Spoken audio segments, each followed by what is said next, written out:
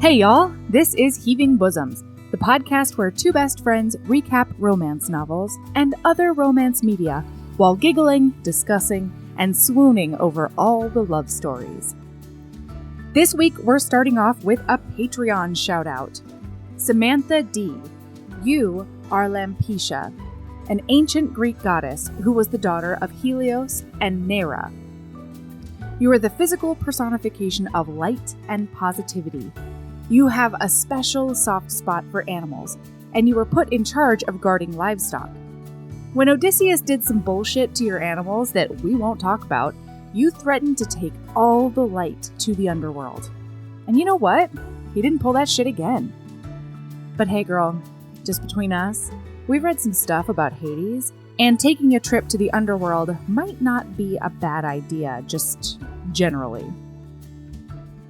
If you're interested in our Patreon content, head over to patreon.com/Heaving Bosoms podcast. Right now, we're recapping Crash Landing on You. I did a special episode about race in The Bachelor with a couple of amazing women.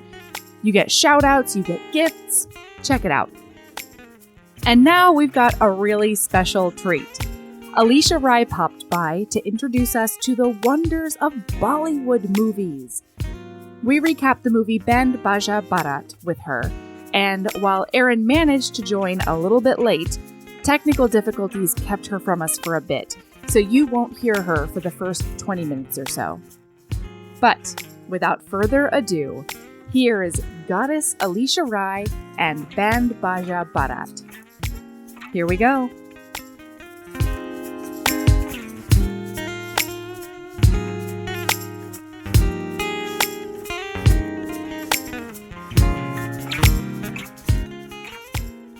Oh, hey, Alisha. Hey there. Oh my gosh.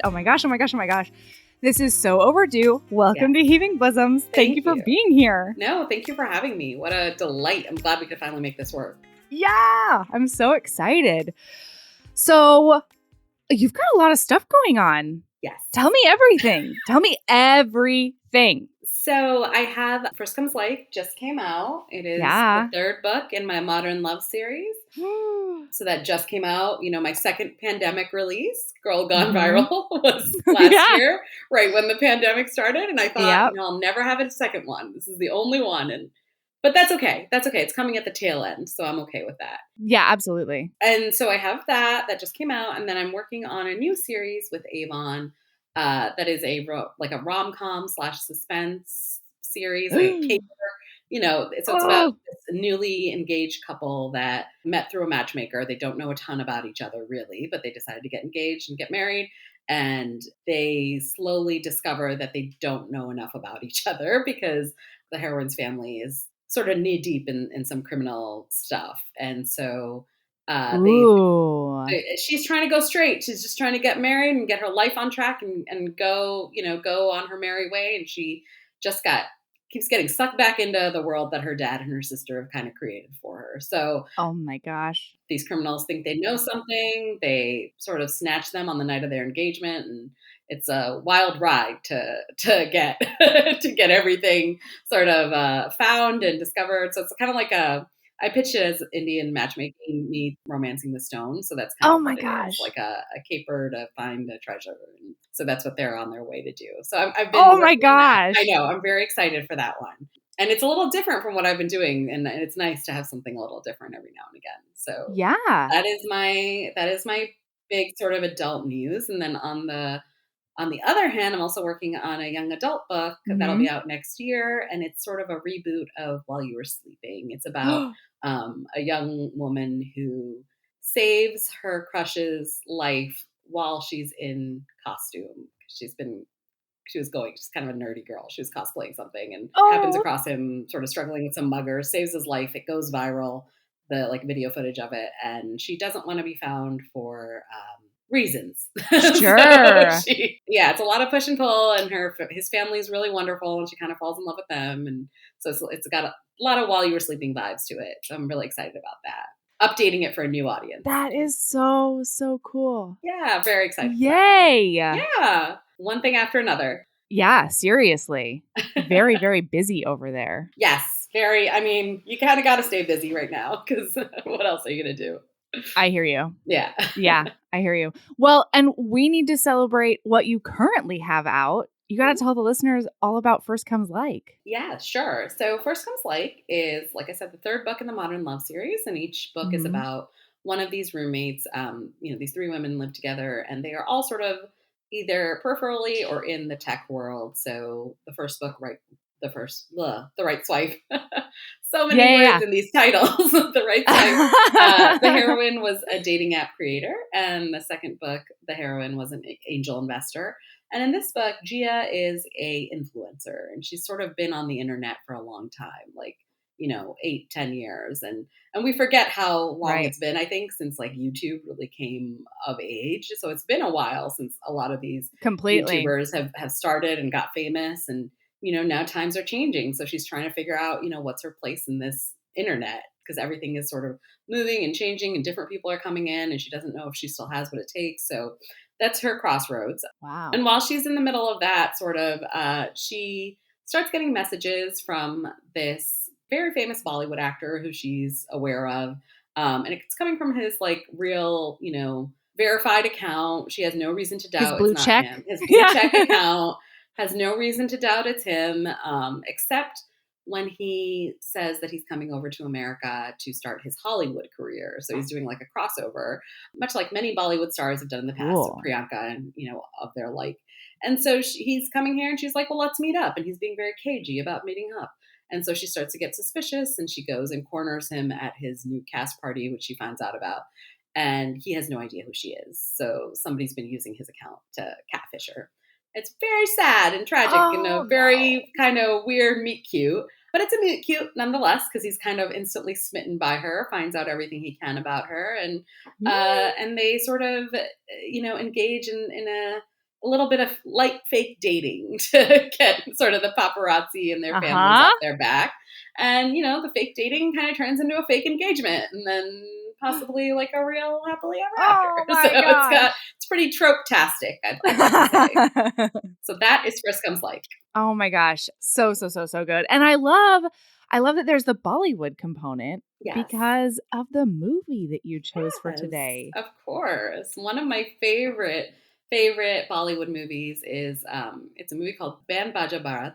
It came out, we can call it Triple B because it's a very long title. So for the sake of this, for going forward in this.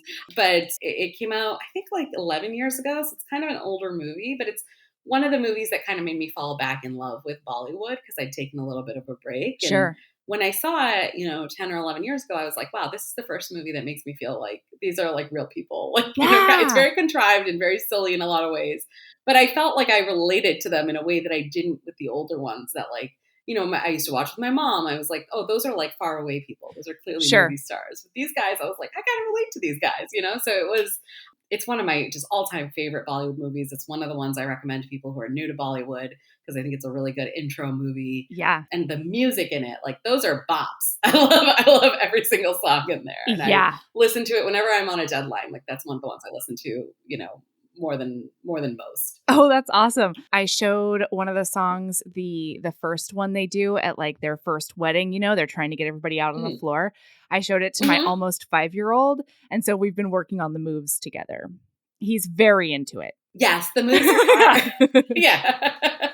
It's so fantastic. It's such a good movie. It is the best intro movie. I'm very angry that I haven't dived into Bollywood before. I'm big mad about it at myself. Like because now that I think about it, it combines two of my favorite things, romance and musicals, and like plus all the amazing dancing. Yeah. And it's very, very trope-tastic. Yeah. Very trope-tastic. Yes. Oh my gosh. And I will say, because I kind of wanted to make sure that it was good for beginners. So last night I rewatched it with my boyfriend who is not like he's had a very light introduction to Bollywood. Like we did sort of some, because I was trying to, like, I don't want to scare him off. So I was trying to avoid like the movies with like sort of the big musical, the really long ones. So we did a murder mystery that's excellent called Badla, Badla. And it has sort of one of our big silver screen Bollywood stars, Amitabh Bachchan. And so he really liked that one. It's a great murder mystery. It's on Netflix, I believe. And we watched another one called Neaera, which is about Pan Am flight. Oh, I don't remember the flight number, but it was this flight in the 80s, I believe, 70s, 80s that got hijacked. And the head flight attendant was kind of like responsible for saving everybody because once the pilots just ran, like they escaped. And so the head flight attendant was in charge of the whole plane and basically like saved a bunch of people's lives, like with a lot of quick thinking stuff. So we watched that one and he really liked it. So I was like, okay, it's time to start you in like proper Bollywood. So like this is proper Bollywood, like the bright colors, the dancing, like the 4-minute dancing numbers, all of that. And I have to say, like, he sat through the whole thing, like enjoyed it, was like made like cutesy comments about like a lot of the tropes and stuff. And it was great, like really got into it. So it was, I stand by this is a great movie for beginners because it really like puts you right into the movie and it is so good. And so the recap basically, to launch into that is, so it's a guy and a girl, right? And they're in college together. Yeah. And they are as opposite can be. And college food sucks. College food sucks. And they don't like it. And so, the guy is in sort of the cafeteria and he's like, this food sucks. And his friend was like, well, like, what are you going to get? Like, where are we going to get like good food? And so the hero, who, by the way, this is Ranveer Singh's like first introduction to Bollywood. Like this was his first big movie. Oh, wow. So this was the one that kind of launched his career. He's like a mega star now. I mean, makes sense. It makes sense. Yeah. I mean, his abs alone, right? Like he was I can't even. Cut. Yeah. Good abs. Good man. And so, he says, well, I know where we can get really good food.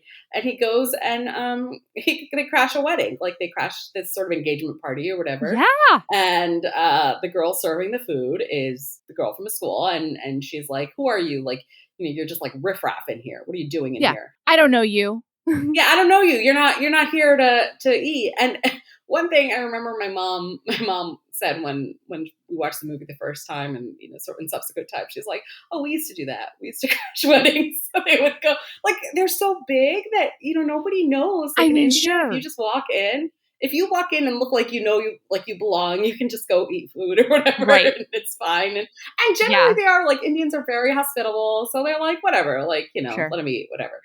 But it does cost money. So the girl is like looking for the money, and she's like, my aunt's the organizer of this, and I'm her assistant, and Shruti takes her responsibility very seriously throughout. She does. Shruti is like, everything needs to be above board. Very much true. And Bittu is like, whatever. Like this is just. Like, you do what you got to do to get ahead kind of thing. That's right. And so he they eat that night and he is kind of smitten by her while she's dancing. Yeah, he pretends that he's part of the video crew and like really shames her about, he's like, how dare you? Yeah. You don't want me to eat. And like the guy, the uncle, like the uncle of the bride or whatever is like, fine. Just eat. Yeah. We don't want any like, because that's kind of how they're like, no, let's just let them eat. It's fine. Right. And she's very by the book and she doesn't like this. Mm-hmm. But part of her responsibilities, as assistant to the wedding planner is to get everybody out on the dance floor, like get them dancing, let them have a good time. So she's trying to get them dancing. She's having a fun time. And so he is kind of smitten by her dancing. And so he takes the camera from his friend, who he claimed to be a part of the crew, and takes a video of her dancing. Video's only her. He's following her around. It's just her. He just got the camera on her. And so he stays up all night making a DVD of just her dancing for it and figures out where she's going to be, like, chases down the bus she's on that he knows she's on, like, gosh. Like it was so much effort to figure out her identity. He like calls the guy who threw the party. He's like, what's her name again? I'm just trying to figure out like, what's her last name? Where did she go to school? Like kind of creepy, but because he's in love, it's okay. Yeah. Right. So he tracks her. Yeah, a little creepy, but This like get on the scooter and chase that bus situation was so magical. I loved it. It was lovely. Yeah, so he gets on the bus and I don't know if this is like Bollywood reasons or if it's actually accurate, but when he gets on the bus, he starts talking to her. She's on the inside and there's a dude sitting next to her. Yeah. And by the time they're like in the middle of their conversation, he just like makes the guy get up. Yeah. And I was like, is that a thing people do, or is that Bollywood reasons? No, I think that's Bollywood reasons. Because every bus I've been on in Mumbai, like people will like fight for a seat. So if you try to move somebody, you're like, yeah, he just tapped him on the shoulder, and the guy was like, "Oh yeah, he's like, you're trying to hit on her? Cool. I'll just get up now." Yeah, I'll get up. You have this seat. Like, no, that would never happen. So that's like Bollywood, very much Bollywood. I mean, think of like New York City. Exactly. Like, can you imagine that happening? Exactly. Yeah, it's not going to happen. Yeah. So for Bollywood reasons, the guy gets up, he sits down next to her. And I love the DVD he gives her because it has like her photo on it. Oh my gosh. It's such a swoon. Oh. It's such a swoon. Yeah. And he's like, and she's like, I'm very busy with exams. I don't have time for you. Like, I don't have time Don't for even love. try hitting on me. It won't work. Yeah. I like, and he's like, I just want to be friends, right? Like, he doesn't really. Like, he doesn't want to just be friends. But he's like, I just want to be friends. How dare you? Mm-hmm. And so she gets off the bus. She's like, okay, well, talk to me, you know, after my exams, because I'm very busy. I'm going to start a business. And, you know, she's going to start a wedding planning business after she graduates. So she's like, I don't have time for you. And he kind of poo-poos this at first. He's like, that's a silly business. So silly. Family does that. Who's going to want that? Why do you even need a planner? Right. Yeah. And she's like, no. Like, there's so many details. You need a planner. And I'm good at details. Right. Like, that's what I'm good at. And that's like a theme that carries, like, I love this movie because it's so consistent in the characterization. Like, she is a detail-oriented person. And he is a big picture person. And so, he's a hustler. And he's a hustler, right? He's a sweet talker. Yeah, in a way that she is not. Like, she is very much like kind of like a, like, let me do the behind the scenes work. And he is like the face of everything, right? Yeah. And so they, oddly enough, you know, like her exams grow up and they become kind of friends. Like, they have food together and stuff and they'll eat together. And this is good for him because he finds out that after graduation, his dad expects him to come home and work on the family farm, which is like a sugarcane farm. Right. Yeah. And he does not want that. Like, he wants to do anything but that. So he is, I mean, he is pretty well off. He just doesn't want to go work in a farm. Completely. He's like, I'm a city mouse now. Yeah, I love That's it what here. I'm doing. I just want to live in the city. Right. And the dad's like, but you don't have a job. Like, you don't have anything to do here. And I'm not going to finance you indefinitely. Like, you can either come back and work cutting sugar canes, or you can, you know, figure something out. And he's like, well, I'm a partner in a wedding planning business. And it's like, wait a minute, buddy. And so he goes to her. And I think this is story.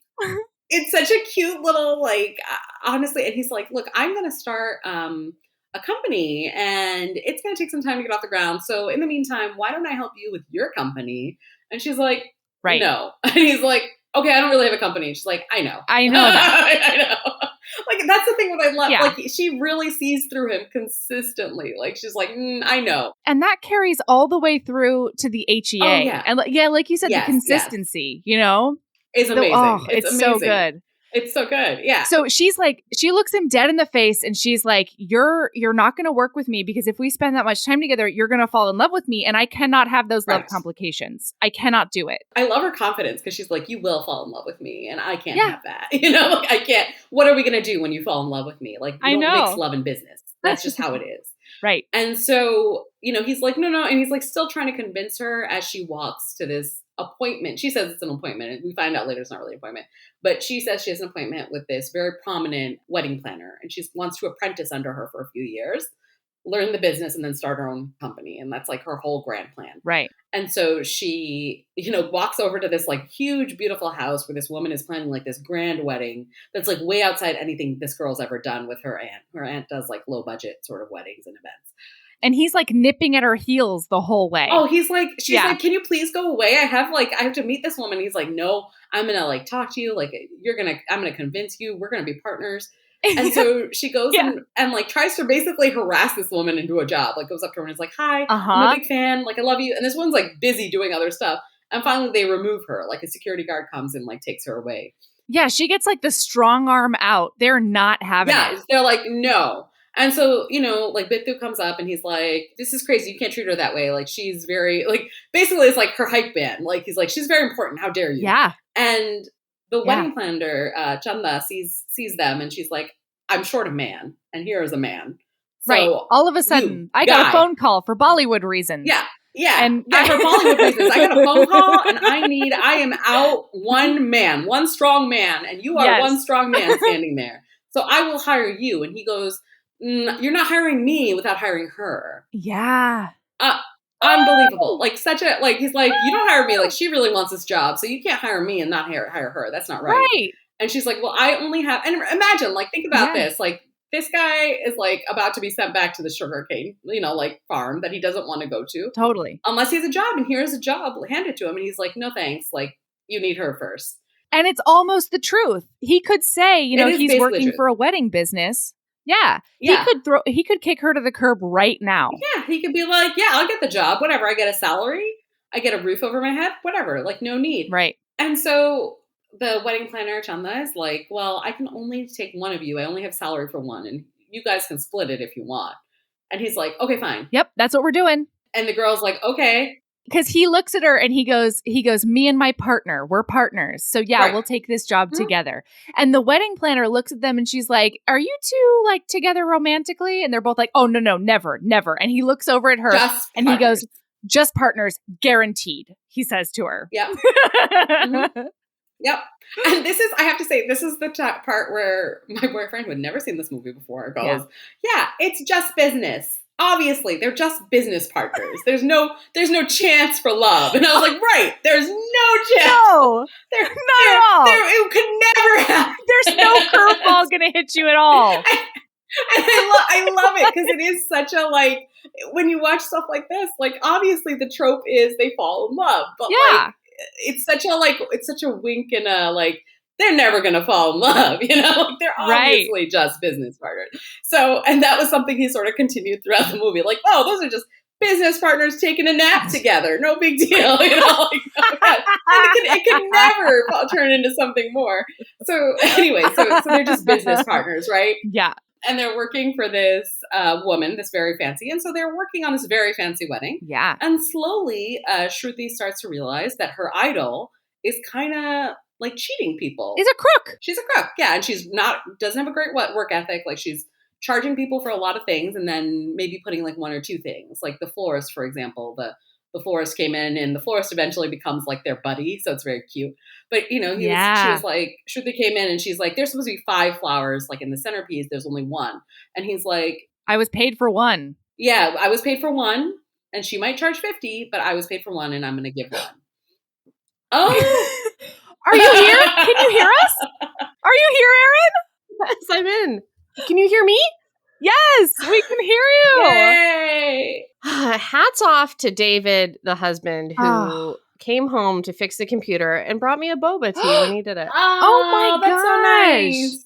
Very nice. Man, we're surrounded by good men's. It's nice. Yes. We are. Yes, we are. We are. That's very good. So where are we? What are we talking about? We're at the wedding planner. Yeah. The fancy wedding planner. She's just finding out that she's a crook right now. And it's a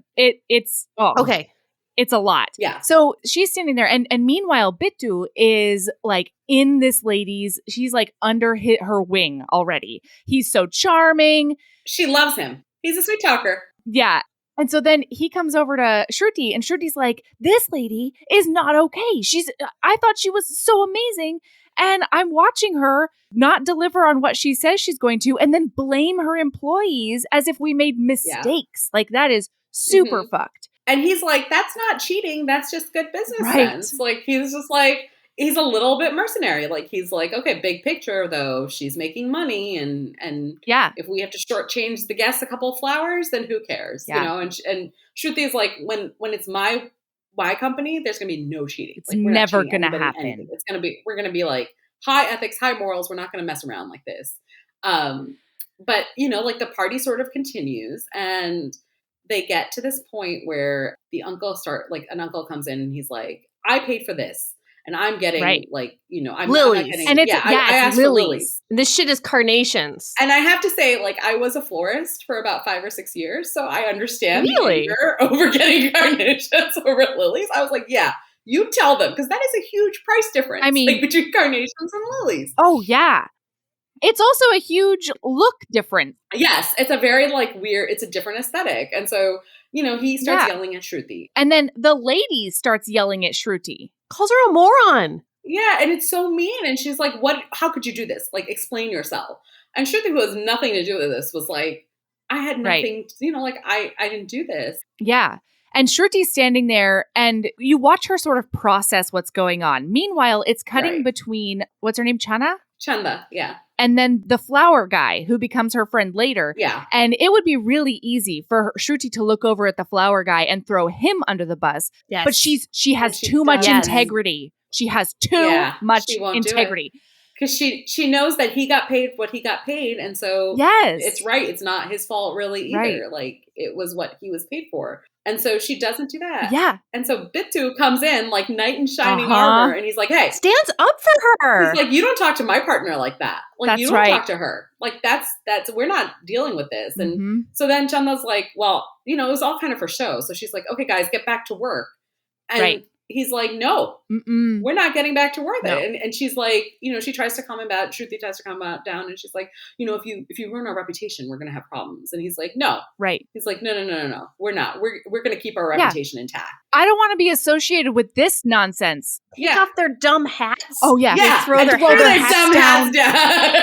And then she's like, "Do you want to be my partner?" And she puts up her hand, and he like grabs her hand, and they're like, "Partners. We're partners." And then she says, "See you around the market," which sounded pretty scathing in the audio way, but not super scathing in the subtitle way. "See you around the market." I feel like there was a little bit lost in translation. There might have been a little lost in translation there. Oh, hey, HBs. I don't know if you've heard, but we have a Patreon. For as little as $5 a month, you get over 150 bonus episodes, most of which include Aaron, videos of regular episodes, author hangouts, and so much more. Do you want to hear Aaron and I recap every single episode of Crash Landing on You?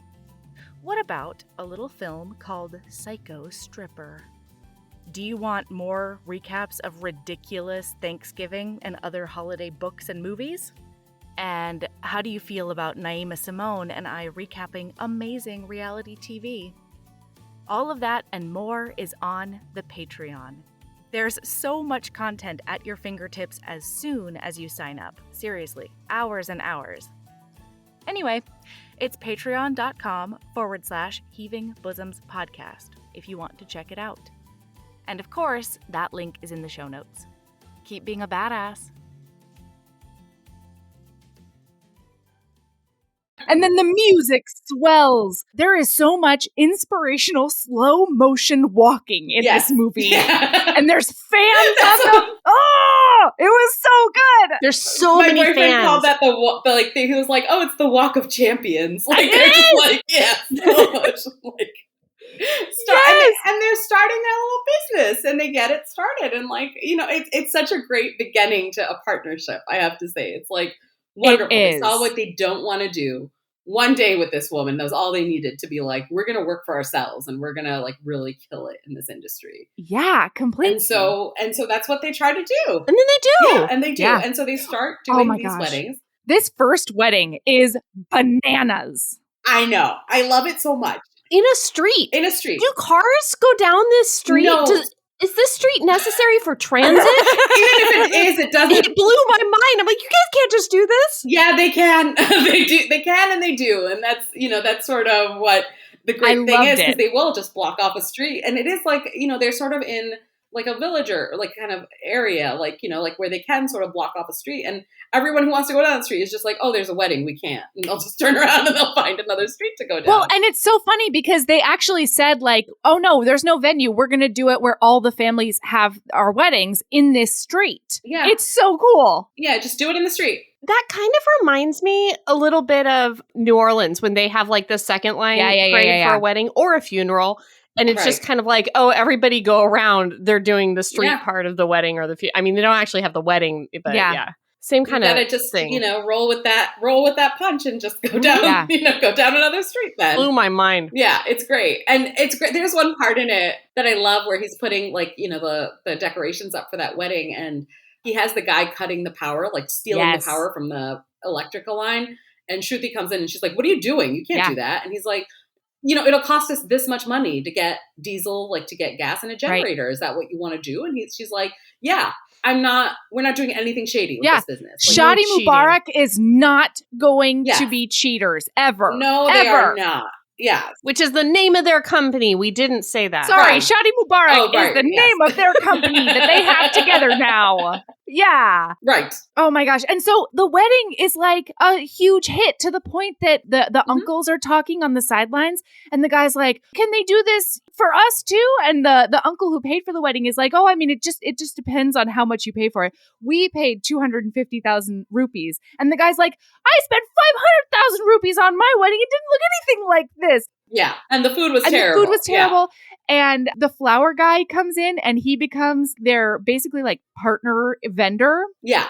Like their main flower vendor. And the food guy becomes like their main food guy. And the band who is his friend from college, like this old college band, like they become like their band throughout. It's such a found family component that I just died for. Yes. Oh. Yes. And I don't want to get ahead of us, but yeah, it is very much like they all work together, just sort of in perfect harmony, all five of them. It's really cute. Yeah. Can I talk about something that I really liked about this wedding reception when they did their singing? Oh my God, of course you can.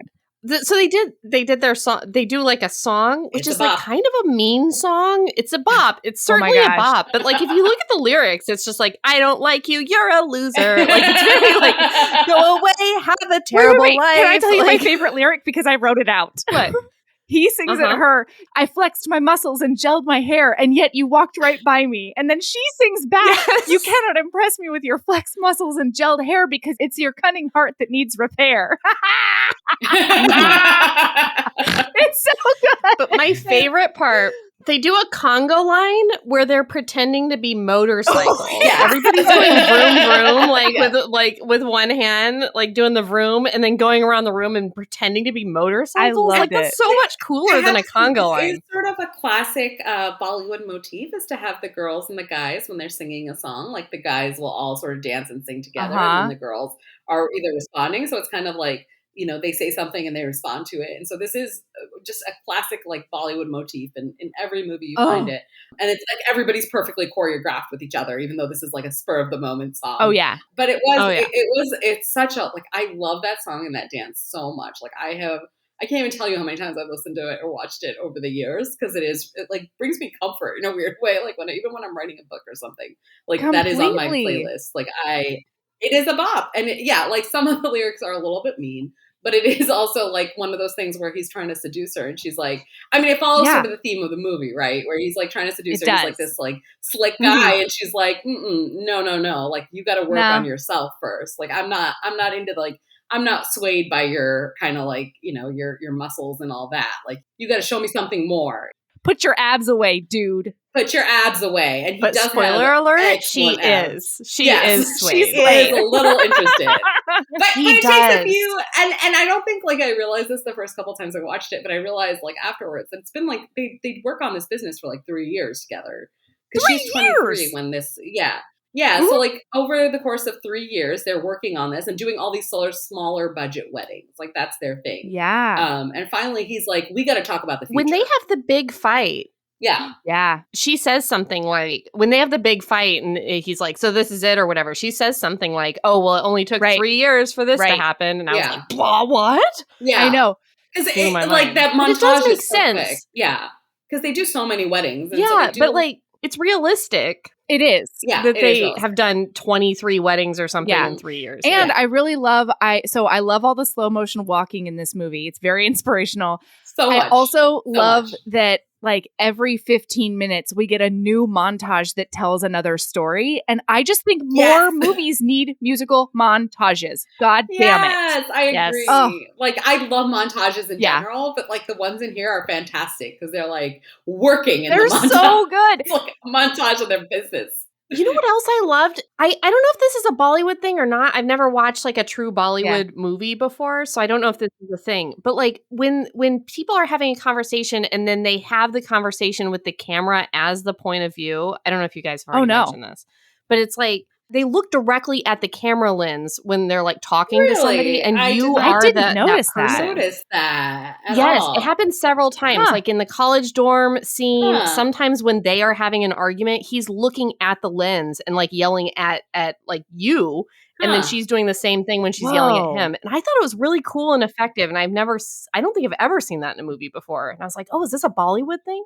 I did not notice that, and I have no idea because it really never even I can't even think about it. I'll go back and particularly when they're in their like dorm room when the dad comes and visits and he's going to take him home on the tractor. When he's talking to his roommate, that's like the one where it's most prevalent. Oh, yeah. So if you want to I'll go back and take a look. I at do that. remember that. I don't remember it like all. in my conscious brain, but I did feel a lot of times like I was in the movie.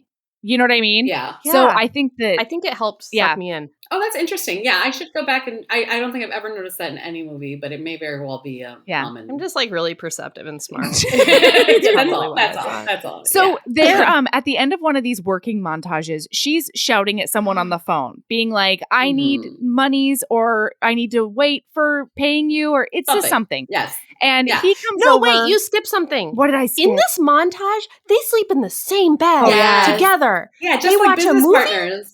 Yeah. and then they just snuggle up in a bed together. It's just business partners taking a nap. It's totally. I loved it. Anyway, sorry. Okay, now you can talk about when he feeds her. Because it really is like because she had to go see it's a kind of she has to go see the groom's family off. Like that's what they have to do in the morning. Like they have to go and arranging transportation for like family members is quite common in Indian weddings. So they have to go basically on the bus and help the groom's family like get home or get to the airport or wherever they're going.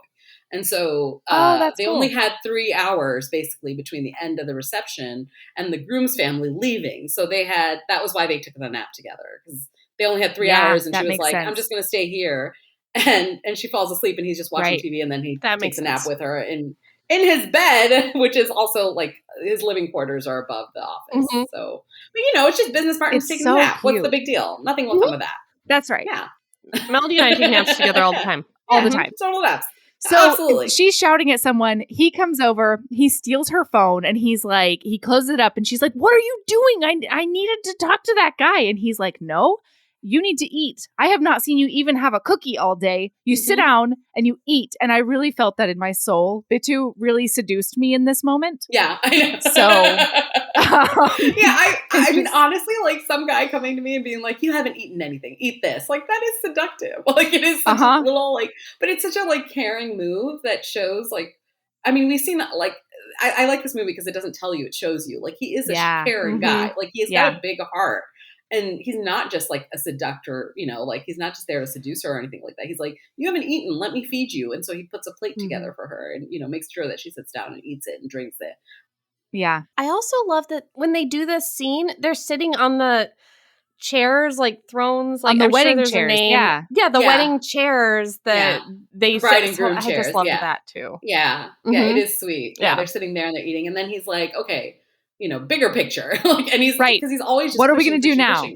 And so, they say like, okay. And he figures out a way basically for them to go eavesdrop on that big wedding planner, Chanda. She's sort of talking to these very, very rich clients at a restaurant. So they go eavesdrop on it.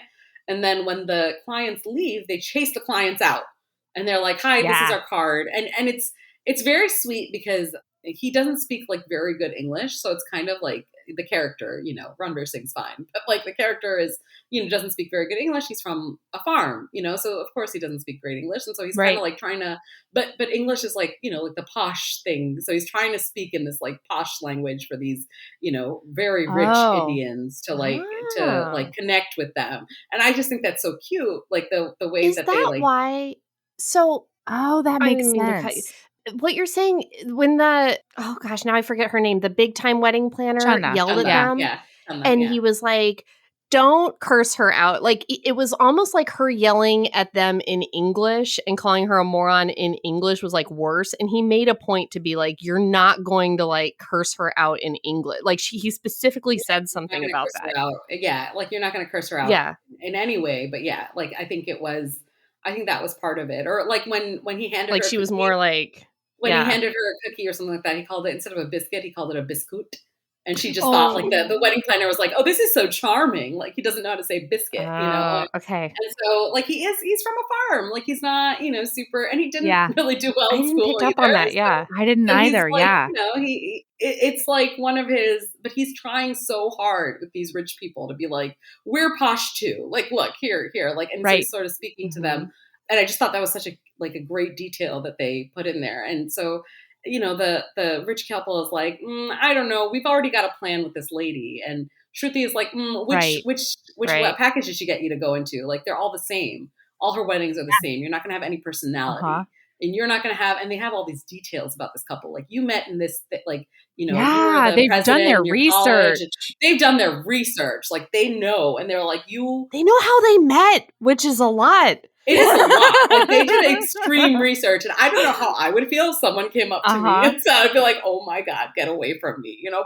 But this couple is charmed by that. They say, like, "Have we met?" Yeah, like, "Have we met you?" And he's like, only on Facebook. And it's like, that's creepy, friend. That's creepy. But it's fantastic. It's so cute though. So, but they're trying. So they show hard. them like if you go with her. Oh, yeah. If you go with her, you're going to get like a factory wedding. If you go with us, we're going to cater every single detail to you. We do one wedding at a time. Right. One wedding. We'll focus on you for 6 months. We won't do anything else. And so they like get their foot enough in the door that the guy's like, okay, why don't you, our parents are meeting at this time on Sunday. Can you guys come? And it's cute because like before he does that, they kind of walk away and Shruti's like, what are we doing? Like we haven't convinced them. And he's like, if we go back now, it's too late. Like you gotta just commit. We gotta just walk away. Like, you know, you guys gotta be confident. And it worked. Like the couple is like, yeah, hey, come to our house on Sunday and we'll talk about it. And so they go to their house and, you know, the guy's dad is like, you know, they sort of insisted we meet with you, but you're first timers at this. So I don't really want to give our child's wedding to a first timer. And then Bittu does this big inspirational sales pitch. He's like, oh my gosh, Bittu. Like, once upon a time, there was a guy who nobody thought could sell tires. And now that guy's sitting in this room with us today. And it's you. Tire King. Tire King. And so the guy, no one is at all creeped out by this. No one's like, how Bittu know? That's very strange. Like, I don't know about that. They've just done, like, they're impressed by like, wow, what a champ doing all this research. And so it's the Tire King is like, okay, fine, you can have the wedding. We'll give it to you. Like, you know, don't fuck this up, basically. It's like you know, like undertone. And so they take the wedding and for 6 months, that's the next montage is them like putting everything together for this big, huge farmhouse wedding, they call it. Like a big, you know, okay. I wanted wedding. to ask you about that. They are saying scenic farm, right? They're saying a scenic farm wedding. Yeah, but that's it's like not really a farm. It's not like it's like right. It's like just a mansion. Yeah. So it's like it's a rich people wedding, like a farmhouse. You know, like that's right. I think the subtitle said farmhouse, but it's like a rich people's wedding. Like they're going to this mansion and they're going to have this wedding. It kind of confused me. Because I thought he was supposed to be like, you know, like lower class or like poor or something because he was from a farm. But then they kept being like, we got to get into the farm market. And I'm like, does that mean that he's like, it's not like a literal, no. It's not like it wasn't like a literal agricultural market. It's like a class of wedding. Mansion. Yeah, like the mansions. Yeah. But it took me a while though. I don't think he's meant to be poor. I think she's meant to be like kind of working class. Yeah, his family has enough money to like send him to school in the city. Like they have money. He just doesn't want to go live on a farm after this. Like, at one point they had like an argument over the design and like he said they needed to do a classier design and she's like, no, our brand is kitsch. And she's like, well, why don't you go do your posh London thing? You know, I'm kitsch. That is who I am. And then I was trying to be like, oh, is he from a farm like that's like, ooh, a farm? Because like the farmhouse thing, that's why I didn't get it. No. They never really clarify like how rich he is or anything. But I presume if his father has enough money to send him to the city, to school, you know, and pay for like his lifestyle there, I assume they're wealthy enough. Like it was never a case that he needed money. I think he just didn't want to go back. To the he just didn't want to be with the sugar cane. He just wanted to live in the city. Yeah. So they do an amazing job at this wedding, and they have this there's this heart-stopping moment where something almost doesn't work, and then they fight about it, and then they fix it together, and it's like, oh my gosh, I'm so glad it worked. It's such a silly thing where it's like the rotating dais won't spin. It's like, they have to spin around on the stage. Need to spin, but sure. Like, okay, let's spin it. And so they... it's a huge success. They get a big check. Oh my God.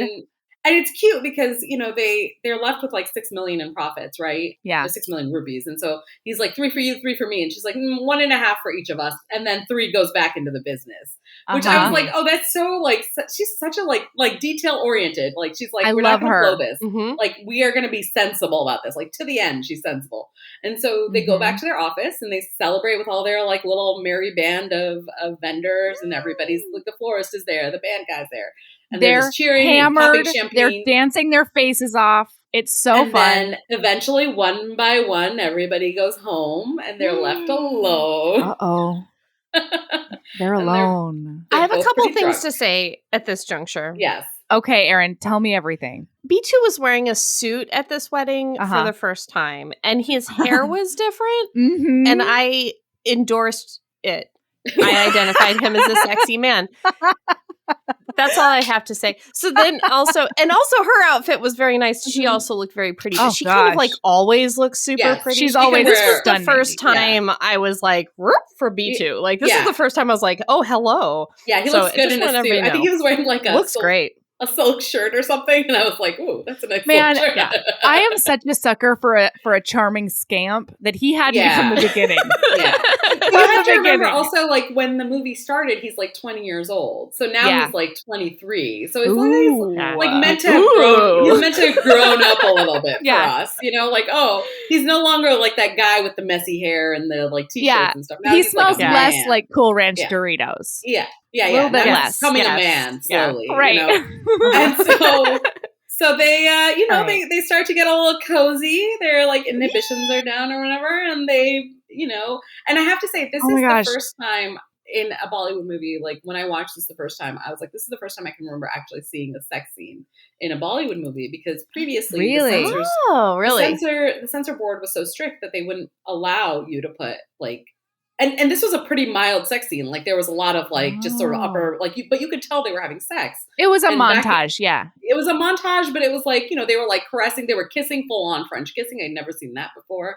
Because it used to be in Bollywood movies. And before I watched this movie in 2010 or whatever, I hadn't watched any Bollywood movies for about 5 or 6 years. I'd taken a bit of a break from them. So it had been a while. And before, like, it used to be like when there was a sex scene or when there was kissing or anything, there would be more like nuzzling along the neck. Like, they'd just be like kind of nuzzling each other, not really like full French kissing. And when the sex happened, it would be like flowers blooming, or like, like there wouldn't be like them in bed together naked. Like, it was very much like euphemism.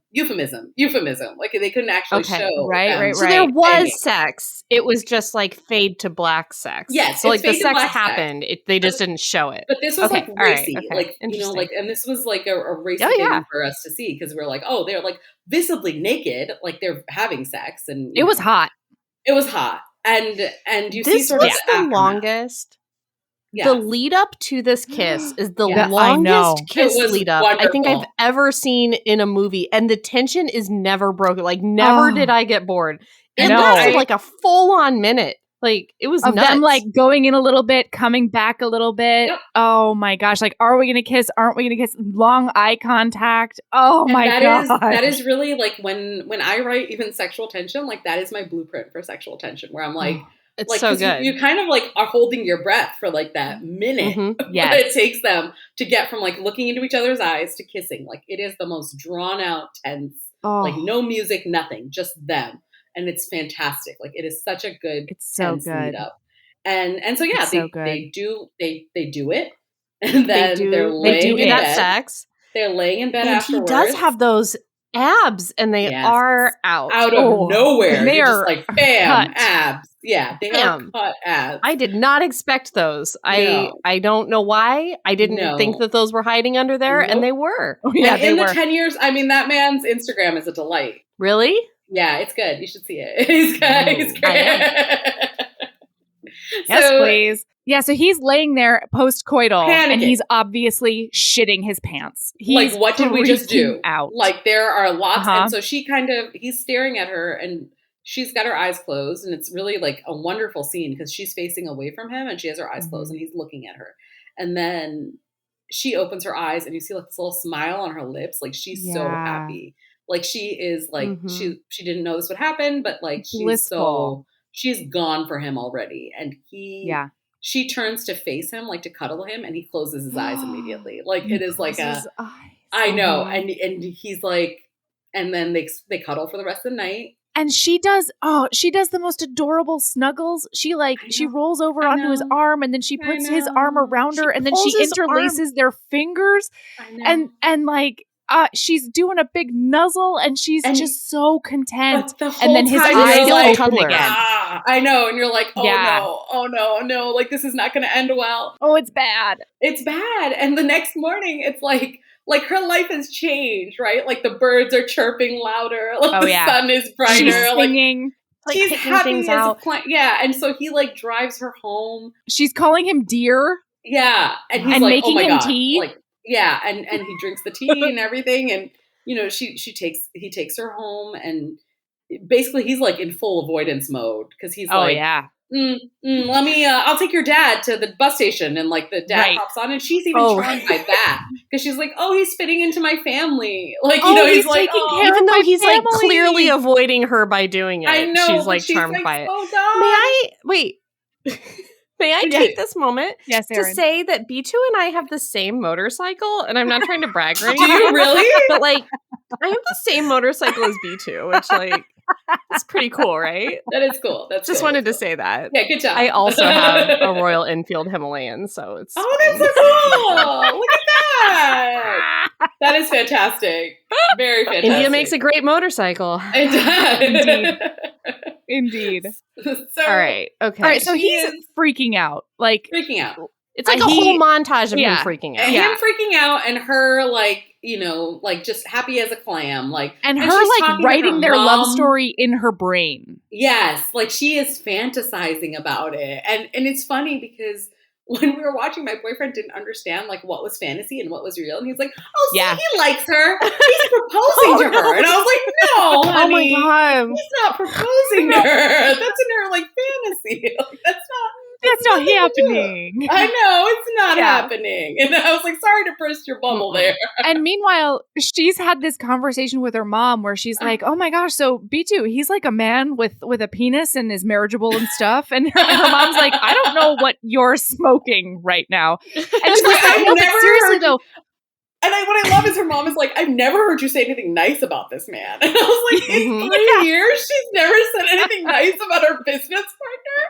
That seems harsh. Yeah. And she's like, and I bet like B2 likes doing like housework. He likes making tea. And I think that he would be totally fine with his wife continuing to work after he's married. And because that is sort of the deal she has with her parents. I don't know if you mentioned that, but like she asked for till like 25 before they start bringing her marriage prospects because she wants to get her business off the ground. And she's worried that once she gets married, she's either going to get wrapped up with kids or her husband is not going to be happy with her working outside of the home, which is like, you know, an annoying thing that sometimes still happens where like the guy is like, no, we don't want you working. Yeah.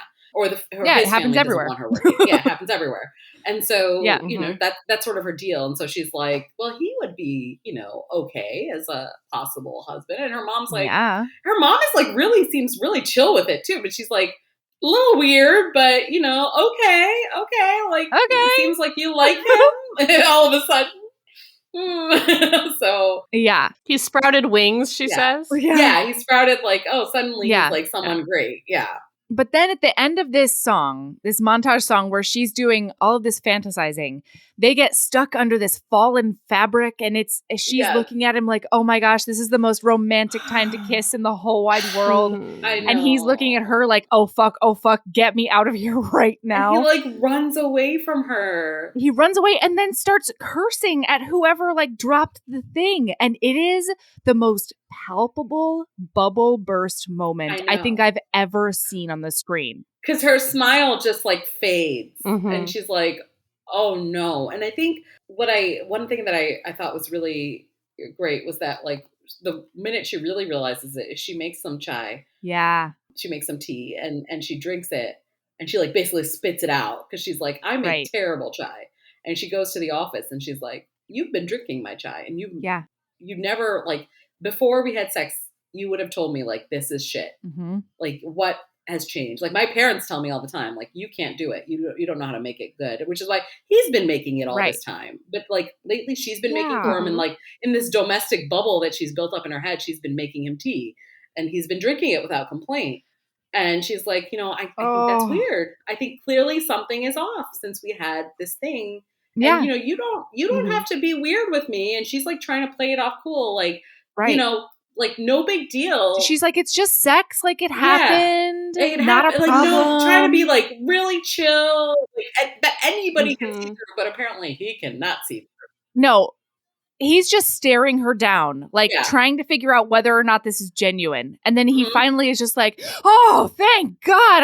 My God. I thought you were in love with me. Jeez, that was scary. Mistakes happen. Yeah, and that is like the key word where he's like, you know, mistakes happen. And she's like, a mistake. Session. Like a session. After our session. It was just like an interlude. Like it was nothing. And she was like, you can see her heart just breaking, like in her face, and he doesn't notice. She's just got this like plastered smile. I know, like and she just keeps kind of repeating his words.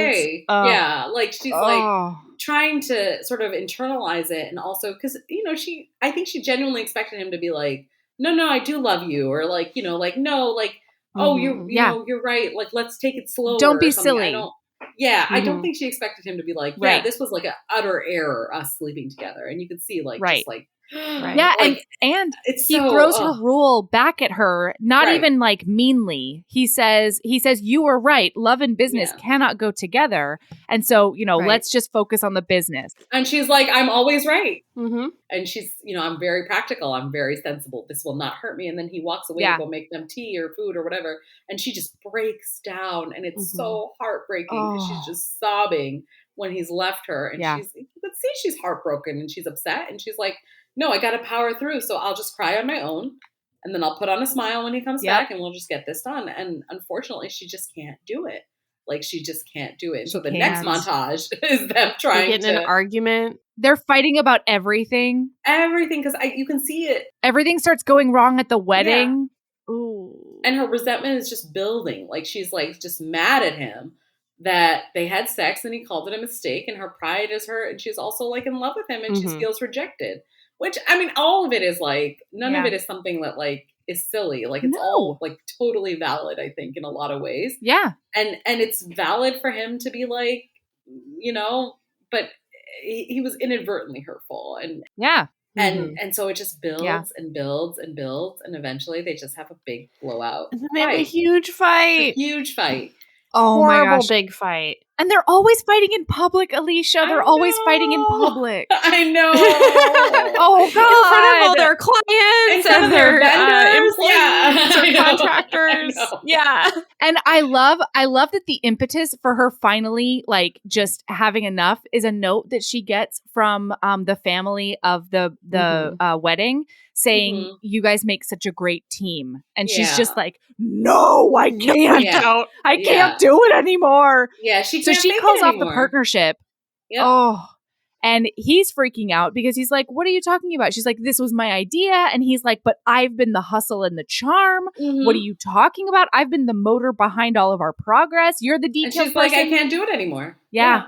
I love that she's like, tomorrow morning, you do not get to come to the office. Yeah. And he's like, I live at the office. And she's like, then you need to move out of the office. And he's like, what's happening? Like, I really felt bad for him. It's such an ambush. He's just like, what did I do? But at the same time, it's like, you're such a like doofus. How did you not see he this should coming? know. I know. Like, how did you not realize? What a hot dummy, you know? What a hot dummy. He's just like a little bit, he is like the quintessential like himbo in a lot of ways where you're like, oh, you're so beautiful and so what's going on but like street smart in a lot of ways. Like he's very street smart. Completely. So, like, hey HBs, I started an Etsy store. Did you know?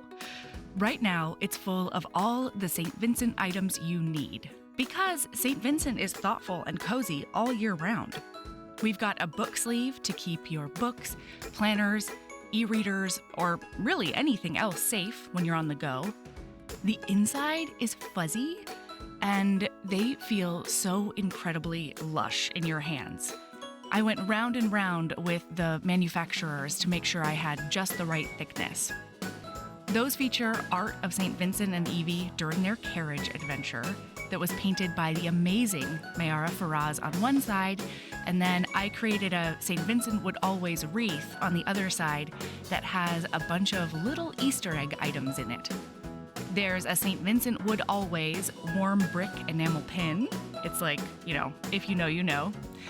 I designed a special edition Marriage of Convenience candle that is specific to Devil in Winter, with the help of HB Jen at Post Pouring Company.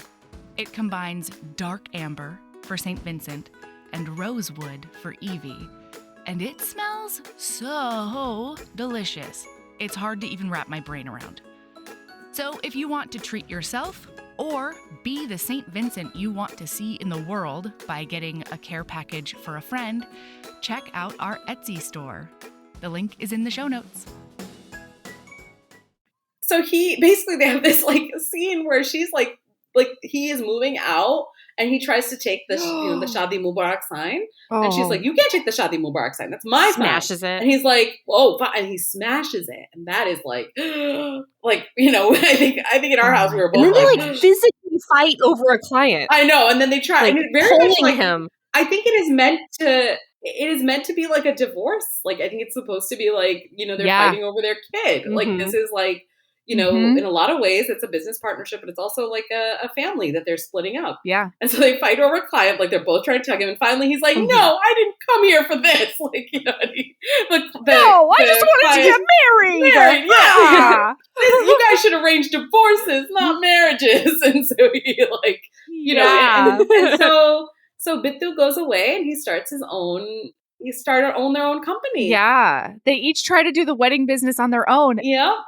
And it happy wedding. Happy Come wedding, on. right? Full English, happy wedding. And so he starts his own and it doesn't go well. They both are bad at doing it on their own because terrible. And I love that because it really and they become monsters, mean people. Yeah, they're not good. Yeah. And they can't nobody in the market will, really work with them. And they're so unhappy. And their usual vendors refuse to work with them alone. Yeah. So they have to go find other people who they're not used to working with. Yeah. And it's just a nightmare. And it really is it shows how in a good partnership, one person makes up for the other person's, weaknesses, and this person has strengths that maybe you don't have. And, very equivalent to a relationship where, you want people to fit kind of like a puzzle. And so their puzzle is broken and they're all over the place. Yeah. Shruti is the Aaron and Himbo is the Melody.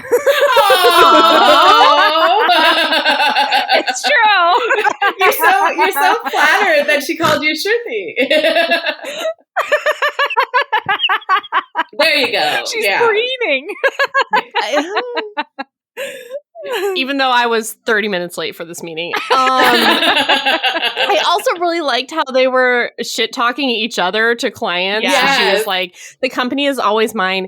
He was just a leech, and now the leech is really just my assistant, and now the leech is gone. Yeah, and he's like, it was her company, but I did everything. I did all the work. All the ideas were mine, and I finally just had to cut ties because she wasn't letting me have any credit. It was funny to hear them talk about each other. It's so painful to see it, too, because you're like, neither of you are going to get any good business. And sure enough, there's, they both go bankrupt. They both go bankrupt. They're both in debt. There's a wedding that she messes up royally. And the guy, the father is like, here's, he gives her half of what she's owed. And she's like, I'll take you to court. And he's like, you can take me to court. I'm a lawyer, but you messed up my son's wedding. So this is what you're going to get. Yeah. And which is so painful to watch. And so what happens next is, I think it's like one of the great things about Bollywood movies is things just sort of are contrived, for reasons, so the movie can happen, right? And it's one of those things that I Bollywood reasons. Bollywood reasons, and I tried to work that a little bit into First Comes Like, because sometimes, like, their car won't start for Bollywood reasons, like, because they just have to stay the night in this place. For romance reasons. And there's one part, reasons. for romance reasons. And actually in that scene in First Comes Like where, they have to stay overnight, there's only one bed, whatever, in a hotel. Hell yeah. And he's like, I could probably, like, they propose different, like, solutions to this. He's like, I can get a car. She's like, well, I can get my, like, my roommate's boyfriend to come get us. And they shoot each one down, and they're like, no, it can't be any of those things, because this has to happen. There's obviously logical reasons why none of this should happen, but Bollywood reasons. Like, so the movie can happen, so the book can happen. I love it. It's just like contrived reasons to get them together, right? So this is a contrived reason. And it's perfect. This very rich man calls them both in to meet, and they're both like, what are you doing here at this, like, fancy, like, skyrise? And he's like, and look, they look fantastic. They look great. Both of them they both look great. So hot. He's like got a wearing briefcase. a suit. Yeah. She has this, like, a briefcase. He's got, like, an attaché or whatever. Yeah, she's got, like, this red dress with, like, a fuchsia over it. Oh, like, yeah. she's not afraid to mix red and fuchsia, which I really like. Eat your heart out, both of them. Yeah, like, amazing. And so they both go Yeah. into this rich man's office, and he's like, listen, my daughter saw your wedding, and it's the very first wedding, like, the big wedding they did together. And she's like, she will only have you. But I don't want either one of you alone. And he has, like, files on both of them. He's like, you've screwed up these weddings. Yeah. This is what you screwed up. You've screwed up even more stuff. I don't want you alone. I can work with you together or not at all. And so they're like, no. And Shruti is seriously like, no thanks, and gets up and leaves. Mm-hmm. So Bittu is like, I'll give you a discount. And he's like, nope, sorry, I don't want one of you. 40%. 50%, whatever you want. And the guy's like, it's not about a discount. No, thank you. And, like, has him leave. Right. And so the florist is basically talks some sense into Bittu. The flower guy comes in and he's like, this is ridiculous. Yeah. You have no money left. Like, you have to make yourself whole again. This wedding will let you pay off your debts, get started again, just work with her on this thing. And then mediates her into it too. Yeah. Did I make up the fact that this is a 60 million rupee wedding? Was Probably. that the number? No, I think that was the number. It's a many rupees. So it's about 70 rupees to a dollar if you want to do the conversion. So it's about a $1 million wedding. I can't. It is a big. It's never going to happen. We're not a math. Yeah. But that sounded like a lot. I'll tell you, if it's a 60 million rupee wedding, it's about a $1 million wedding. So that's, and think about, like, where they started. So they started it's a big wedding at, like, 250,000 rupees, which is about, I think, like 3,500. Oh, I did that. That was 3,000. Yeah, that was something like that. Yeah, something like that. Mm-hmm. Yeah. So, like, that's where they started, like, in terms of dollars. And now they're at $1 million. And so amazing. All they have to do is just work together for reasons. They just have to work together because this guy really wants them to work together. Force proximity. And so they're like, okay, fine. We will just work together. It's no big deal. And so they start working together on this wedding. And, like, slowly you can see, like, she's in, like, a better headspace, but she's getting mysterious phone calls all the time that are unrelated to the wedding. Yeah. He's starting to notice that. Like, she's getting all these phone calls while they're meeting with the bride and the groom, and while they're going over, like, different things for them to do.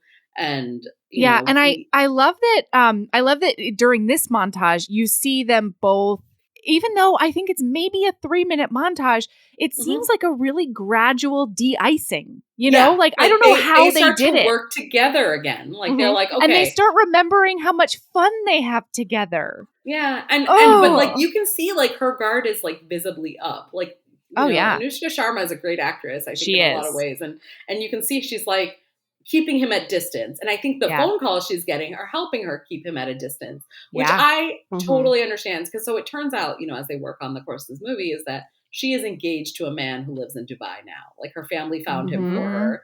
And she, like, Chetan is his name, and she's like, I'm gonna marry this man. And I totally get where she's coming from, because it is a lot easier for me to see an ex when I've got someone else sort of on my radar. You know what I mean? Sure. Like, she's like, okay, my burner has been occupied now. Yeah. Plus, this has been her timeline. If it's her timeline. Yeah, this is her timeline. Yeah, she made this promise to her parents, and Shruti does not go back on her word. No, she's like, I said I'd get married by this. Yeah, like, this is what I'm going to do. And so we did kind of skip that there's some kind of, like, pop star or something that was going to perform. Yes, and then that person, like, fractured their leg. and then they have to do like a full-on leather-clad music video. Which is like classic. It was fantastic. I think I got pregnant during it. It was supposed to be, they say Shah Rukh, which means there's only one Shah Rukh in India, and it's Shah Rukh Khan.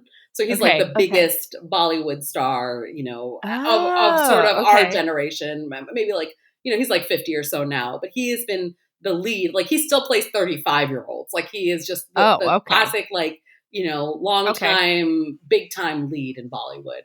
And he is, there's actually a David Letterman, you know, my next guest is. He did one of those with Shah Rukh last year. And cool. It is amazing. You should go watch it. And it's really good. But you can see they did it in, I think, Madison Square Garden. And it is packed. Like he packed out Madison Square Garden just when people want to see him. Like he is, and he's got awesome. It is amazing. Like his stories are really cool. And like in the special, you can see when every morning he goes out with like his son, like his young son, and they wave hello to the people standing outside their house because people like line up outside his house just to see him in the morning. So he comes out and waves like a king, like just goes, you know, and so King Khan, like he goes out there and waves to his like fans and goes back in. Like he is beloved. So when she said Shah Rukh, that's the Shah Rukh it could be.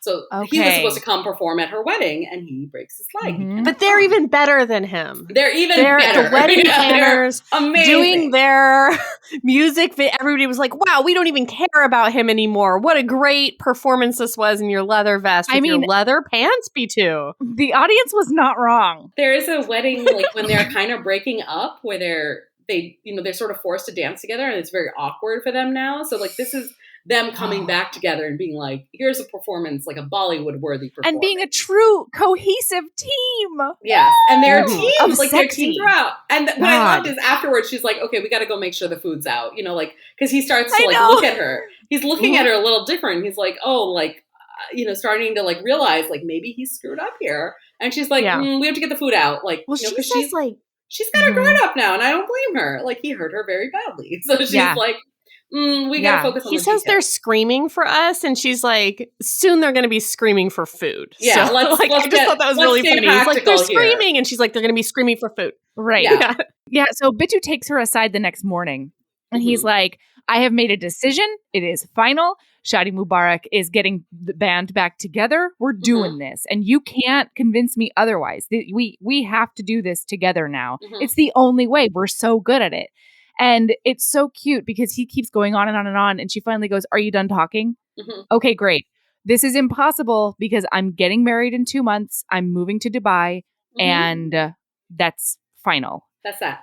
And the look on his face when he's like, that's impossible. Yeah. This is wrong. And she's like, what about he just wrong? Keeps saying he's like, it's wrong. It's wrong. And like, so it can't be right because it's wrong. Yeah. I love that. I love that it can't possibly be right because it's wrong. Like, no, you can't give her a reason. So you're like, oh, it's just wrong. Like this isn't right. Because it's wrong. He repeats the word wrong like 5 times in a row. He just can't. He just can't wrap his little head around it because he's like, I think in his head, he's always like, we'll be together. Like, even if we're not lovers, we're together. We're like, and I think that's when you kind of see it in his head, like, oh, I fucked up. Like, I fucked up. Yeah. Oh, like she's not a constant. She doesn't, she's not going to stick around no matter what I do. If I'm not, like, not just business wise, but she's going to leave my life and I need her in my life. And so, like, he goes around basically pestering her. Like, while they're trying to put together this $1 million wedding, the 60 million rupee wedding or whatever it is, he's like, you're going to hate Dubai. Yeah, it's so hot there. You know, you're like, oh, your parents. Like, what about your parents? Like, you're gonna miss your parents. Like, and she's like, that's not a good reason. That's not a good reason. Like, you're not giving me a good reason to stay. Because the only reason, of course, that would get her to stay is that he loves her, but he can't say that yet. And so, but he is just like, she's working, everybody's working, and he's just sitting around. My boyfriend was like, this guy is like a champion sulker. Like he's sulking in the rain. He's sulking like on the chair, like just sulking like throughout, like because he's sad. Yeah. And he doesn't know how to handle those big feelings inside of him. Like it's like I'm having a big feeling and I don't know what to do. I'm just gonna sulk until like she tells me she's gonna stay. Yeah, and she doesn't, and she keeps getting. But then calls. he like really corners her. Yeah, he's like, hey, listen, here's what I think. Yeah, I think that you fell in love with me. And you're so in love with me, and then I rejected you, and now you're gonna go marry this guy for revenge, to punish just to me, spite me. And that was so fucking mean because he she snapped. He doesn't say he loves her. No. He just says that she's doing it to spite him because he doesn't. He's like, I rejected you and now you're just doing this to spite me. It's like, no, say that maybe he doesn't know it yet. I don't know. But it was so mean. It was like the meanest. I think he genuinely doesn't know it yet. And you can see her sort of snap and she's like, hot dummy. I know. A little himbo. And so she's like, you know, she's like, the world does not revolve around you. Yeah, the world is not about you. I might have loved you. Yes. But you broke my heart. And so I'm moving on with my life.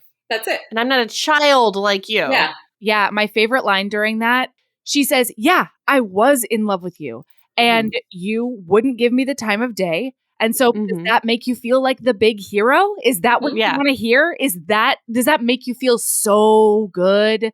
Right. And and now the look on his face is like he's gutted. This is devastation. Yeah. Tears. Right. He is never going to be the same after this conversation. No. And then he sulks for a while. Sulks again. And then it's like a switch. And then he calls himself a donkey. Yes.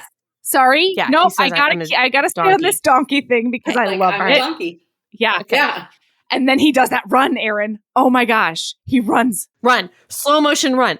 With the fans like down the hall. It's like that Celine Dion music video that we did one time. Yes. With the, what's that one called? It's like when the motorcycle man, he dies and she gives like all the windows and stuff and the French doors. It's all coming back to me. It's very similar to that with all the curtains and everything. They are in a mansion. They're prepping this mansion for the wedding. Yeah. And I think that he's going to like run up to her and like be like, I do love you and smooch you. And then we're going to do the dance number and then it's going to be over. Which is the reasonable thing to think. No. He scales a motherfucking drain pipe outside the window of her room. Like clearly you know where she's staying. You could just go knock on her door. I was like, this is so it was weird.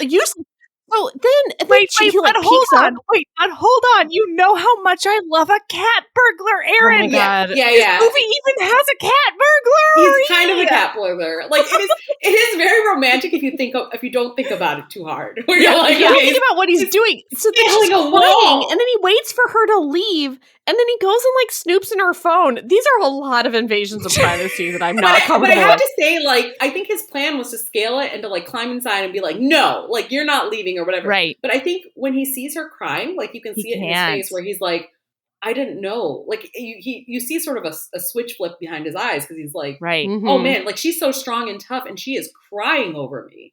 And so she gets up, she goes to the bathroom or wherever she goes.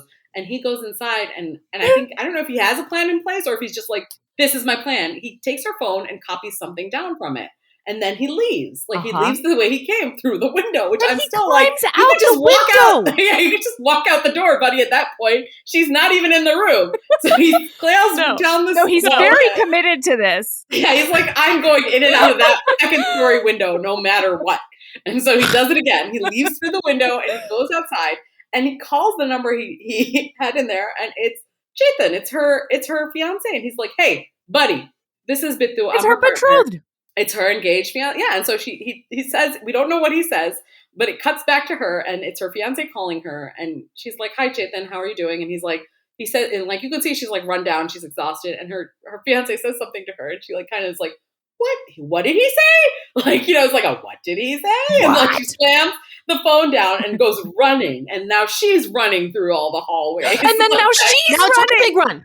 Now she's in the big run. Slow motion running. She's got the fan. And I literally, in my kitchen, I said, now she's running. Yeah, there's so many great moments. That's my note. Now it's her time to run. Her time to run. And so she runs to him. Loved it. And he's just standing there like smug as a bug, just like standing there on a balcony. Oh, he's like, just waiting for her. Yeah, just waiting for her to come, like with this little smirk on his face. And she's like, "Did you call my fiance?" And he's like, "Yeah, I did. I did call him." And she's like, "What did you say to him?" And he's like, "I told him," it was like so romantic. And he's like, "I told him that you can't leave because you're my partner and, you belong here."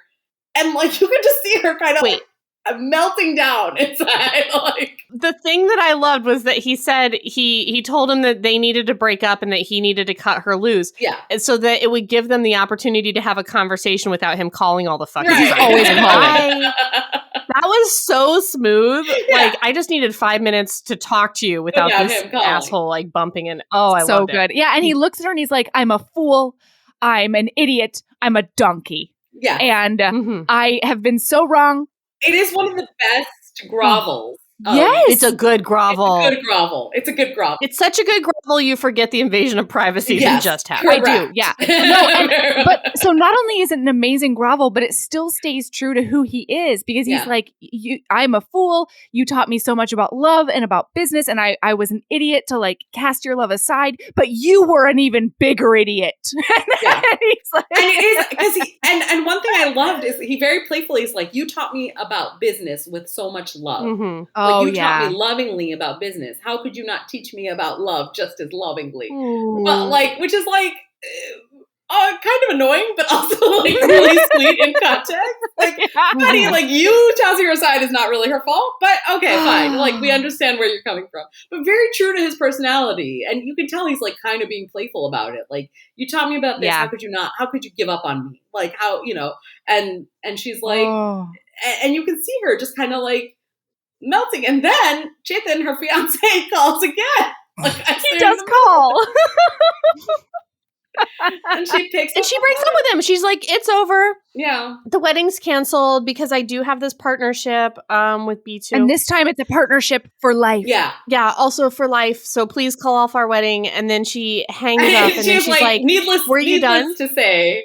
Yeah, like needless to say, the wedding is canceled, and so I'll be staying here. And the guy hangs up on her, and he hangs up on her. Yeah, and Bittu in one of the most like dumb, charming ways is like, you know, oh, he's not allowed to hang up on you. He's like, call him back. Hang up on you. Call him so I can hang up on him. Yeah.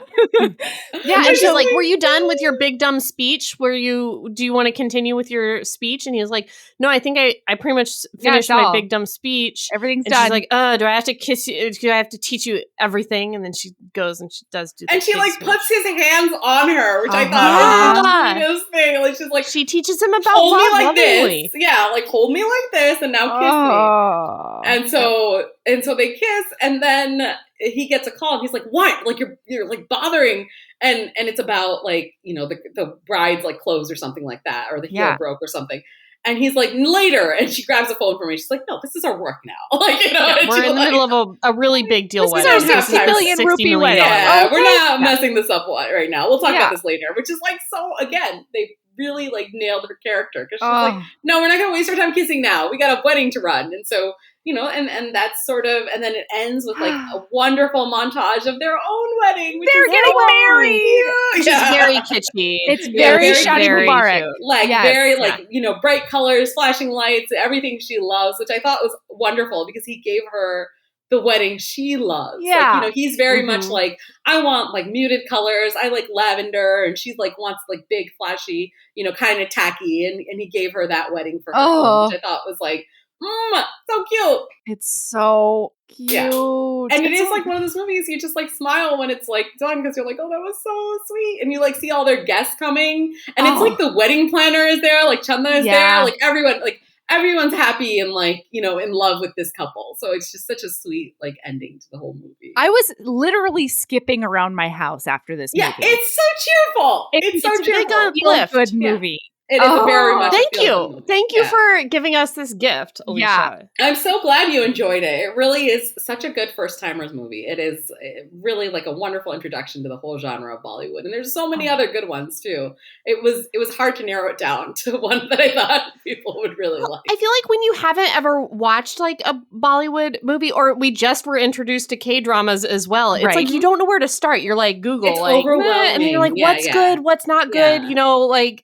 They all have two people on the cover that look, you know, cool. You know, like which one do you go for? So very hard, really, and very hard too to like figure out, because there's some like classics that I love that are, you know, 30 years old and they really don't age well, I think, for a modern audience. Sure. Some of them don't. So it's good to find one that's kind of like a little bit, you know, consent issues aside, is sounds a lot like romance novels. Yeah, like maybe don't start a new reader on your old. Yeah, and I do feel like a lot of times the ones that are recommended are like 30 years old, and I'm like, I don't know if a modern day reader is gonna, or a modern day viewer is gonna really fall in love with the genre the way we want them to. You know, it is just like romance where you're like, okay, maybe this is a gentle introduction.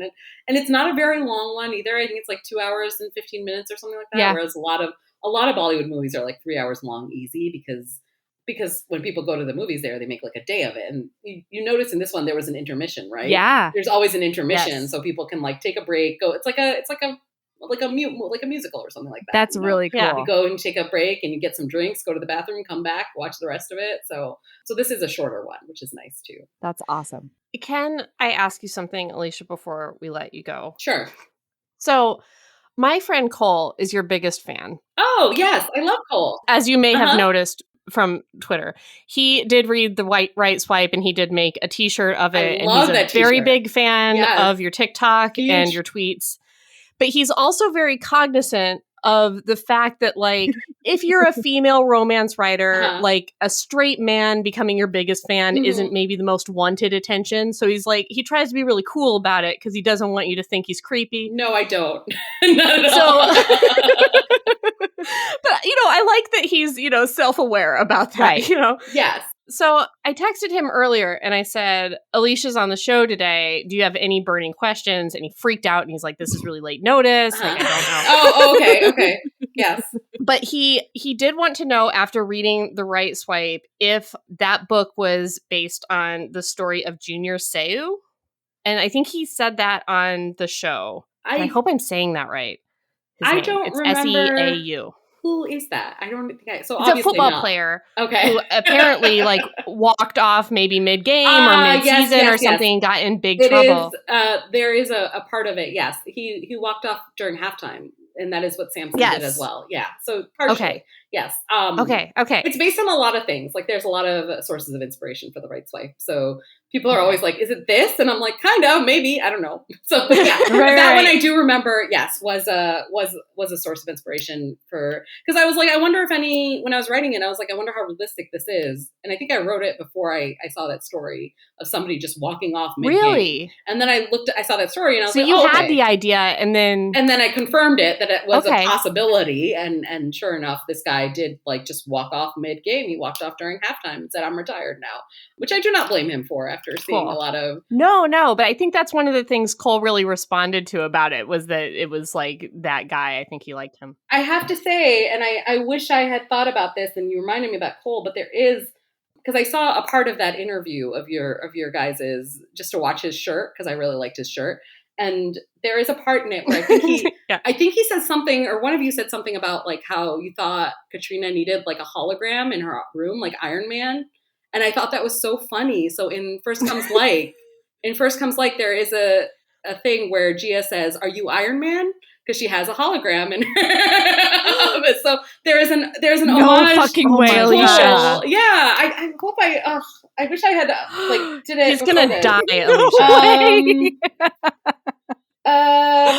Where is it? Oh my God. I haven't read First Comes Like yet, but now I'm rushing to do it right now. I'm leaving the interview currently to go do it. Yeah, I don't remember where it is in the book, but it's in the early part of the book where she's talking with her. It doesn't matter. We're going to read the whole thing. Honestly, I would be surprised if Cole hasn't already read it. Okay, so that is an homage to you guys and to Cole. I think he was the one who specifically said it. So oh my gosh, enjoy that. Oh my gosh, because it was so. I thought I was writing. I think I was writing First Comes Like the first draft of it or something, and I saw that and I was like, oh, that's so funny. I should like put that in there because she is like Iron Man. Like she's got like this crazy like insane house and she's like a super billionaire and is just investing in things. So I was like, yeah, she is like kind of like Iron Man, like very hermity and secretive. So I put that in the book, so it's in there for you guys. I love it. He had one more question. Yes. So he lives in Long Beach and he and his wife always go to LA and they really like pizza and they can't find a good pizza restaurant in LA. And he was wondering, since you live in LA, if you could recommend a pizza restaurant. He doesn't think there are any good ones. So I've only been here for 2 years, and I will say there's not really great pizza in LA. So I have learned. Maybe he just can't. It's never going to happen. I just make it at home, honestly. The King Arthur Flour people have a really good cheesy crust pizza recipe that you make in a cast iron pan. And I got one on Amazon for like $11 at the start of this pandemic, and I've been making that. There's no, LA pizza is just not like, I mean, I'm used to like New York pizza and like, Chicago pizza and stuff like that. Coming to the West Coast, I'm underwhelmed by the pizza options. Well, you were in DC for a while, weren't you? I was in DC. I lived in DC for about. Weren't you in DC? Okay. I lived there for like 4 years, but DC and New York are very close, so I was kind of go back and forth between those. So I consider, Right. But yeah, after that, LA is just very lackluster on pizza, I gotta say.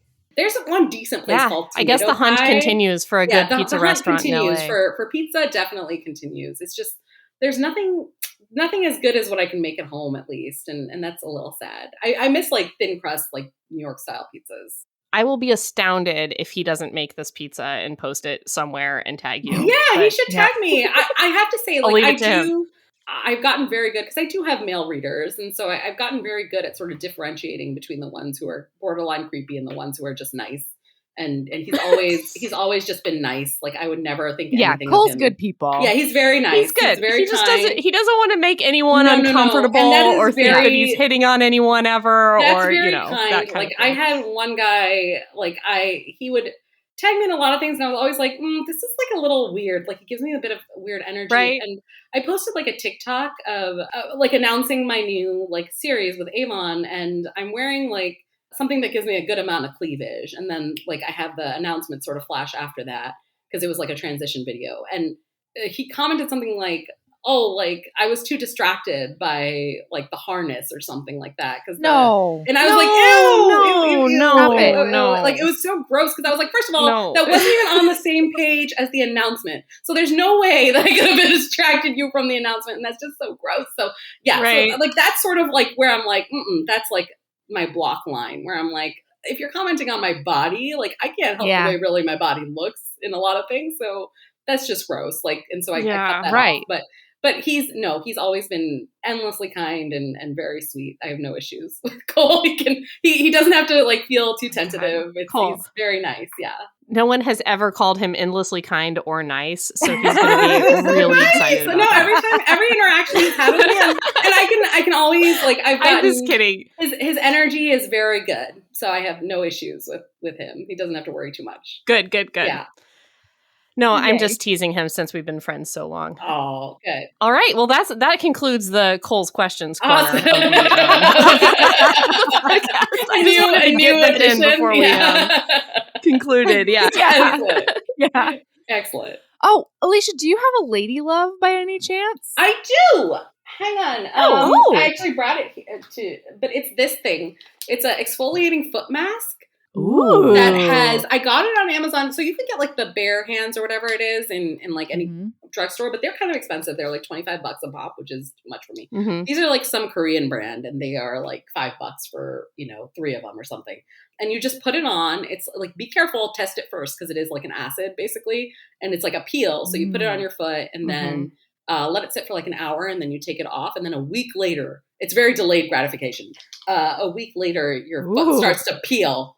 Like just the skin starts to peel off of it. So you can start like just kind of yanking it right off. And it's very satisfying and nice. Sounds like it's great. So fun. It is fun. And then your feet are so nice and soft afterwards because all the calluses are gone and removed.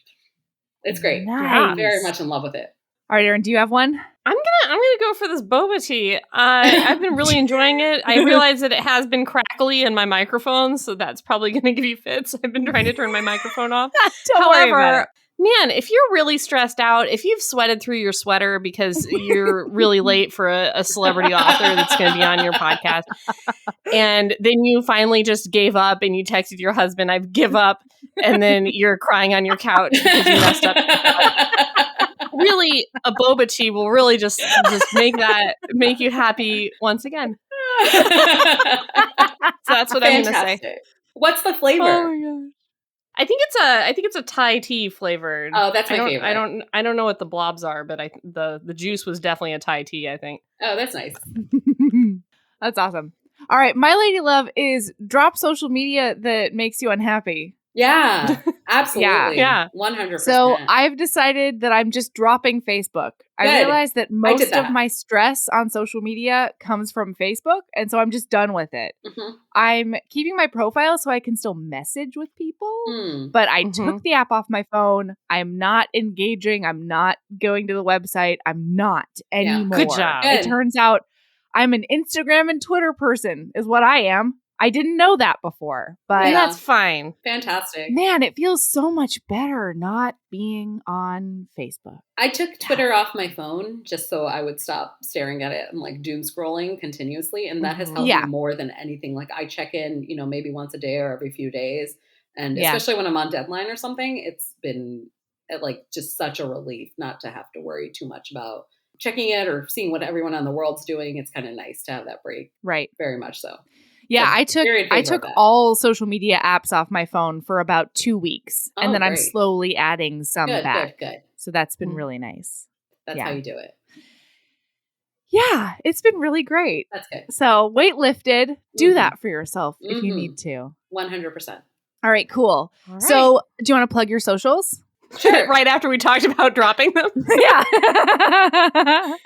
Yeah, absolutely. Well, Alicia's amazing on social media. You should follow her everywhere. The TikToks are great. Thank you. TikToks are TikToks top are my notch. new love, I have to say. So yeah, I'm on TikTok at The Real Alisha Rai, and then I'm on Instagram at Alisha Rai Writes. It was so annoying. I can't get my name everywhere, like even consistency.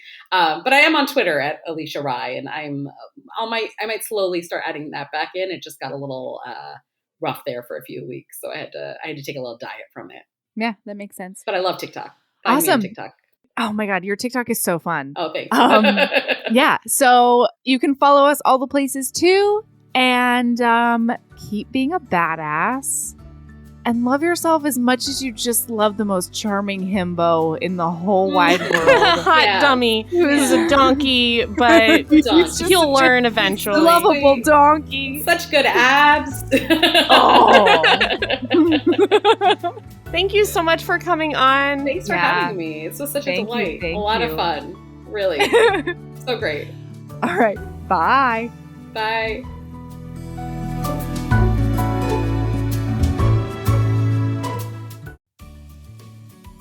Hey, you. Yes, listener, you. Are you loving the show?